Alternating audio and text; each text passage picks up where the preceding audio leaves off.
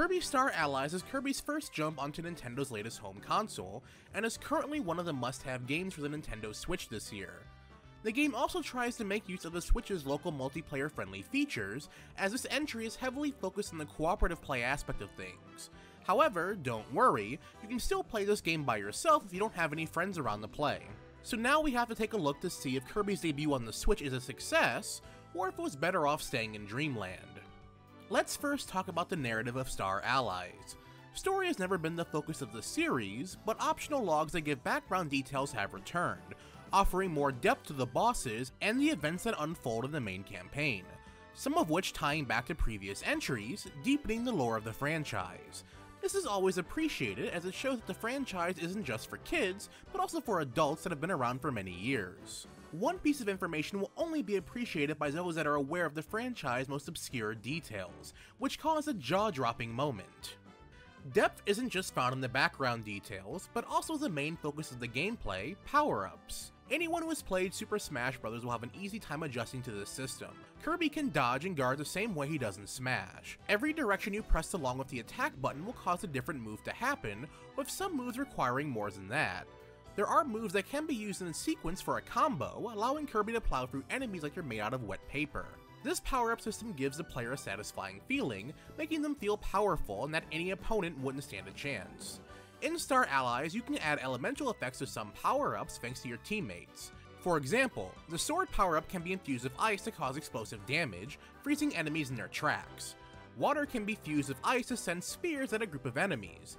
As cool as this is, it doesn't apply to every power-up, and also doesn't come close to the combination system of Kirby 64. It feels pretty limited, which is a shame because of the potential this system can have. The bright side is that there's almost 30 power-ups here, so there's a lot of variety in what Kirby can do.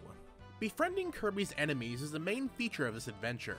You'll finally be able to have Chef Kawasaki cook the opposition, and it's adorable. Your real friends can also jump in for some co-op play as the enemies you befriend. In fact, as you progress, you'll be able to unlock the ability to have Meta Knight, King DDD, and Bandana Waddle Dee to join you, just like in Kirby's Return to Dreamland. For this review, a majority of the game was played with co-op, but a downside was discovered. With co-op, the game is one of the easiest entries in the franchise. Most bosses are a complete joke, and Kirby's lives will skyrocket very quickly.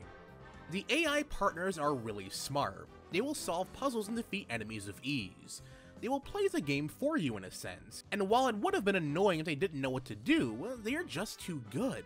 It is entirely possible to play most of the game with just Kirby, however, but it will be impossible to 100% complete it. If you want to have enemies join you but still have somewhat of a challenge, then only have one extra ally at a time, and more than just one for puzzles. A harder mode is not present in this game, so there is no alternative for a more fulfilling challenge.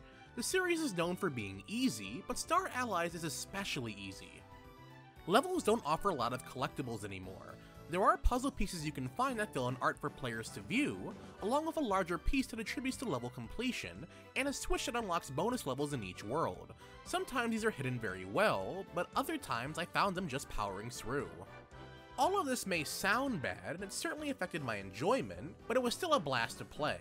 Levels are so fun to run through and are as charming as ever.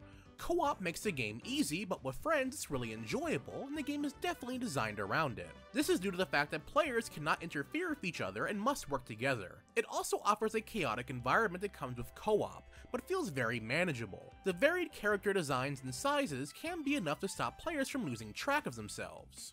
There are also mini-games that can be played with friends. There isn't much to them, but completing every stage does go towards completion.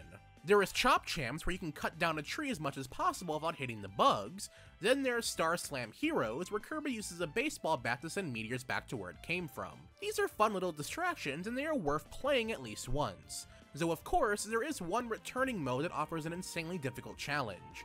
True Arena is back, renamed the Ultimate Choice, bringing with it a difficulty slider in the same vein as Smash Bros. And Kid Icarus Uprising. For those wanting a challenge, bring it up to 9.0 and try not to damage your Joy-Cons. With the jump to Switch, All-Star Allies looks absolutely breathtaking. It's sharp, loaded with vibrant colors, and has great lighting. The details don't just stop in textures, as there are so many callbacks to previous entries. Fans will just adore this game. However, it seems like all of these details came at the cost of frame rate, as the game is locked to 30 frames per second.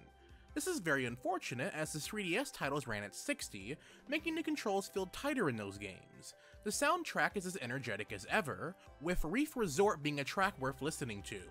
Along with that, the sound effects really have a punch to them, which is also satisfying. Overall, Star Allies is a gorgeous entry in the franchise. The power-up system continues to be engaging, and the lore is just getting deeper. Some may feel that $60 is too steep for a game like this, but Star Allies offers a lot of content during the main game and post-game. If you try to 100% this game, you'll at least get 20 hours out of it. While the game is easily the least challenging entry in a long time, it was still very enjoyable.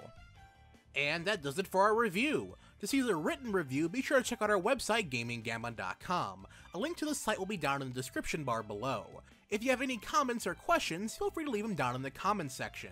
I would love to hear from you. And if this is your first time checking out my channel via this review, hey, be sure to stick around and subscribe for future reviews, let's plays, commentaries, and more. And as always everyone, thanks for watching.